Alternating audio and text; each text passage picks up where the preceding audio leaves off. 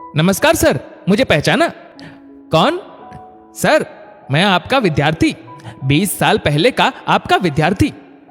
ओह अच्छा, आजकल ठीक से दिखता नहीं बेटा, और याददाश्त भी कमजोर हो गई है, इसलिए नहीं पहचान पाया। खैर आओ बैठो, क्या करते हो आजकल? उन्होंने उसे प्यार से बिठाया और पीठ पर हाथ फेरते हुए पूछा। सर, मैं भी आपकी ही तरह शिक्षक बन गया हूं। वाह, ये तो अच्छी बात है, लेकिन शिक्षक की पगार तो बहुत कम होती है, फिर तुम कैसे? सर, जब मैं कक्षा 7वीं में था, तब हमारी कक्षा में एक घटना घटी थी। उसमें से आपने मुझे बचाया था। मैंने तभी शिक्षक बनने का निर्णय ले लिया था। वो घटना मैं आपको याद दिलाता हूं, आपको मैं भी याद आ जाऊंगा। अच्छा, क्या हुआ था तब बेटा? मुझे ठीक से कुछ याद नहीं।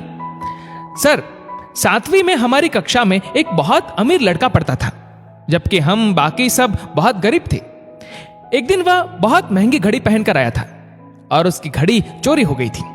कुछ याद आया सर? 7वीं कक्षा?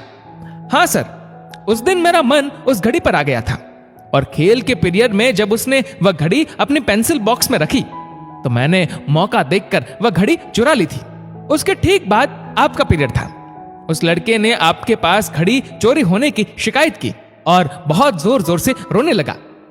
आपने कहा कि जिसने भी वह घड़ी चुराई है उसे वापस कर दो, मैं उसे सजा नहीं दूंगा, लेकिन डर के मारे मेरी हिम्मत ही ना हुई घड़ी वापस करने की।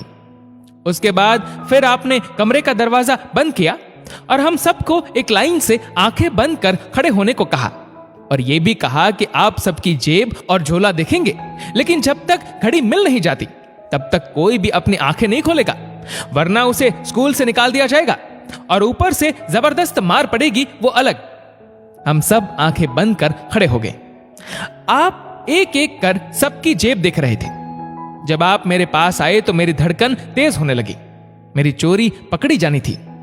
अब जिंदगी भर के लिए मेरे ऊपर चोर का ठप्पा लगने वाला था। मैं ग्लानि से भर उठा था। उसी समय मैंने जान देने का निश्चय कर लिया था, लेकिन मेरी जेब में घड़ी मिलने के बाद भी आप लाइन के अंत तक सबकी जेबें देखते रहे और घड़ी उस लड़के को वापस देते हुए कहा, अब ऐसी घड़ी पहनकर स्कूल नहीं आना, और जिसने भी ये चोरी की थी वह दोबारा ऐसा काम न करे। इतना कहकर आप फिर हमेशा की तरह पढ़ाने लगे थे। ये कहते कहते उसकी आंख भर आई। वह रूंधे गले से बोला, आपने उस समय मुझे सबके सामने शर्मिंदा होने से बचा लिया था सर। आगे भी कभी किसी पर भी आपने मेरा चोर होना जाहिर न होने दिया। आपने कभी मेरे साथ भेदभाव नहीं किया।